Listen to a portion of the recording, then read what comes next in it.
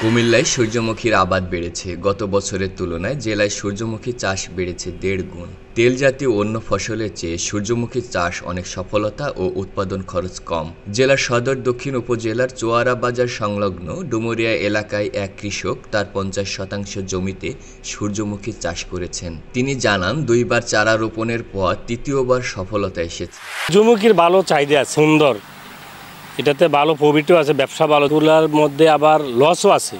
লসটা হচ্ছে যে টিয়া পাখি ডিস্টার্ব করে, আবার মানুষে ছিঁড়ে নেয় একটা গাছে একটা ফুল, এটাতে একটা লস। এবং কি আমি এই চারা 2 বার লাগাইছি, 2 বার লাগার পর 3 বারের সময় যাই এই গাছগুলো হয়েছে।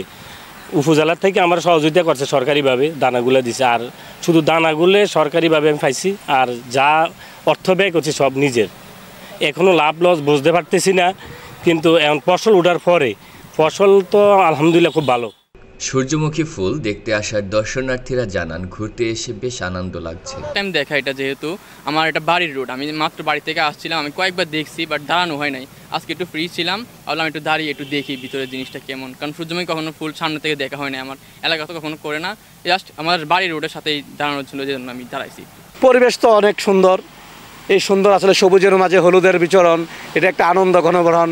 এই কলকল হাওয়া বাতাসের মাঝে আনন্দ মুখরিত, পাখির কিচিমিচি সুন্দর লাগছে। যাও যত কিছুই বলেন না কেন, আমার এলাকা আসলে সুন্দর লাগছে। সবুজে ঘেরা পরিবেশ, খোলা আকাশে একটা আলাদা একটা সূর্যমুখীর একটা খণ্ড, ফুলের নবীন সৌন্দর্য মানে যেন পুতুলের সাথে মিতালি, যদিও গন্ধ নাই, শীতালি থাকে। আমি মনে করি সুন্দর সবুজের মাঝে মিতালি। জেলা কৃষি সম্প্রসারণ অধিদপ্তরের তথ্য মতে এবছর কুমিল্লার দেবিদ্বার, বড়ুরা, ব্রাহ্মণপাড়া, চান্দিনা, 14 গ্রাম, দাউদকান্দি, হোমনা, লাকসাম, মুরাদনগর, সদর, মেঘনা, মনোহরগঞ্জ, সদর দক্ষিণ, তিতাস, বুড়িচং ও লালমাই উপজেলা 310 জন কৃষক 118 হেক্টর জমিতে প্রণোদনার প্রকল্পের আওতায় সূর্যমুখী চাষ শুরু করেছে।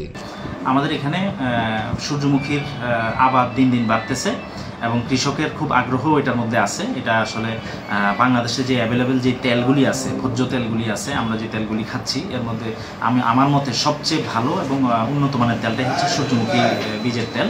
তো আমার উপজেলায় আমাদের প্রায় 4 হেক্টরের মতো আবাদ হয়েছে এবার, এবং সবসময় গতানুগতিকের মতোই সবসময় এটা হয়ে থাকে। আসলে কিছু কমন কৃষক আছে, তারা এটাতে সূর্যমুখীর আবাদটাতে তারা আগ্রহী। আর ঠিক একইভাবে তেল খাওয়ার যে বিষয়টা, সূর্যমুখীর তেল খাওয়ার যে বিষয়টা, এটাও বাড়তেছে। যারাই সূর্যমুখী আবাদ করতে চাচ্ছেন তাদেরকে আমি অনুরোধ করব কৃষি অফিসে যোগাযোগ করার জন্য, এবং তারা যদি আমাদের উপসহকারী কৃষি অফিসারদেরকে সাথে রেখে তাদের পরামর্শ নিয়ে সবসময় সূর্যমুখীর বীজটা জমিতে ফেলে, নিশ্চয়ই তাদের এটা শতভাগ জার্মিনেশন হবে এবং ইনশাল্লাহ ফলনও ভালো হবে। আমরা প্রতি বছরের ন্যায় গত ইয়েতেই রবি মৌসুমে আমরা 20 জন কৃষককে আমরা বিনামূল্যে প্রণোদনার আওতায় সূর্যমুখীর বীজ দিয়েছিলাম 1 কেজি করে। 1 কেজি বীজ 33 শতক জমির জন্য যথেষ্ট।